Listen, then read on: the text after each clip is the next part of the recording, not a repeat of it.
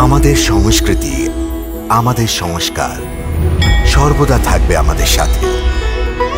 ভারতের মহান গ্রন্থ আর কাব্যের সম্পূর্ণ সংকলন। সাবস্ক্রাইব করুন তিলক। আসলে সকল জীবাত্মা এই অনন্ত পথে একাকী যাত্রা করে।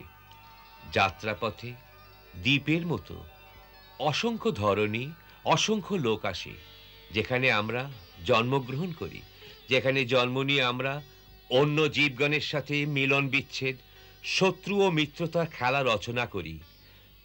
তারপর একদিন সেখানকার শরীর পরিত্যাগ করে আমরা সময়ের তরঙ্গে পুনরায় একাকী যাত্রা করি। বিচ্ছিন্ন প্রিয়জনের মোহ কিছু দূর অবধি অনুসরণ করে, কিন্তু জীব তো নিত্য নতুন রূপ ধারণ করে নবজন্ম নেওয়া অবধি সে অসংখ্য নতুন লোকের মাঝে নতুন নতুন রূপ ধরে একাকী পরিভ্রমণ করে, পরিভ্রমণ করে, পরিভ্রমণ করে। এর অন্ত কোথায়? অন্ত কেবল মুক্তি লাভে। আর মনুষ্য মুক্তি তখনই পেতে পারে যখন পাপ আর পুণ্য দুই অতিক্রম করে। কারণ পাপ আর পুণ্য দুই হলো শৃঙ্খল, একটি লৌহের, একটি স্বর্ণের। প্রাণী যতদিন বাঁচবে কর্ম তো করবেই। সেই কর্ম হয় তা পাপ হবে, নয়তো পুণ্য হবে। তাহলে প্রাণী কি করে ছাড়া পাবে মায়ার এই বাঁধন থেকে? তুমি ঠিক বলেছ রাম, কর্ম তো করতেই হবে, কিন্তু যখন কর্ম নিষ্কাম কর্ম হয়ে যায়, ফলের ইচ্ছা থেকে রহিত হয়ে যায়, তখন জীব কর্মফল থেকে মুক্ত হয়ে যায়। এর দুটি সরল রীতি আছে, একটি ভক্তি, অন্যটি সাক্ষীভাবের অভ্যাস করা, অর্থাৎ কর্তার অহংকার ত্যাগ করা, কর্তা হওয়া সত্ত্বেও দ্রষ্টা হয়ে যাওয়া। কর্তা থাকাকালীন দ্রষ্টা কি করে হওয়া যায় গুরুদেব? আমার কাছে এসো, আমি বুঝিয়ে দিচ্ছি।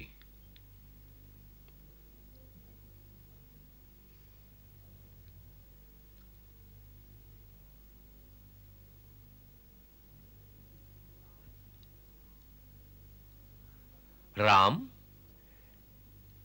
এবার তোমার অন্তরাত্মাকে এই শরীর থেকে বাইরে নিয়ে গিয়ে এসো আমার সাথে।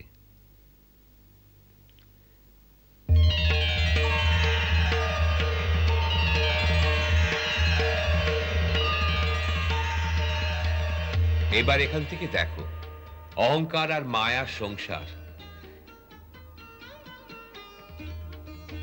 এক গুরু আছেন বশিষ্ঠ, যিনি নিজেকে বিশাল বড় জ্ঞানী মনে করেন আর নিজের শিষ্যদের নিজের বিচক্ষণতার দ্বারা প্রভাবিত করার প্রচেষ্টা করছেন। কিন্তু উনি তো বড়ই সৎকার্য করছেন। বিদ্যাদান তো পুণ্যকর্ম। পুণ্য ঠিকই, কিন্তু সেই পুণ্যেও একটি আশঙ্কা আছে, তা অহংকারের জন্ম দিতে পারে। এর থেকে বাঁচা উচিত। ওদিকে দেখো ওই বালকগণকে।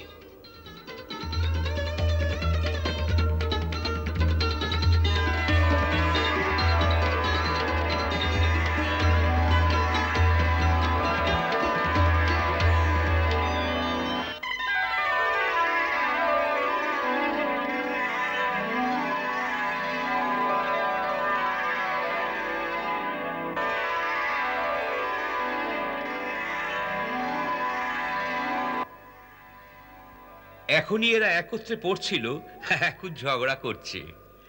এদের অহংকারী এদের দিয়ে এই কাজ করাচ্ছে।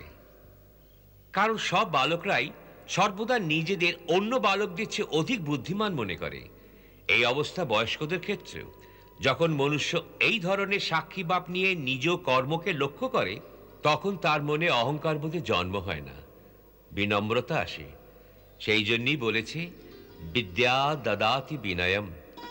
প্রকৃত বিদ্যা বিনম্রতা প্রদান করে। সেই বিনয় দ্বারা জীব ভক্তি লাভ করে, আর যখন সে ভক্তি লাভ করে তার অন্য কিছু পাওয়ার আর বাকি থাকে না।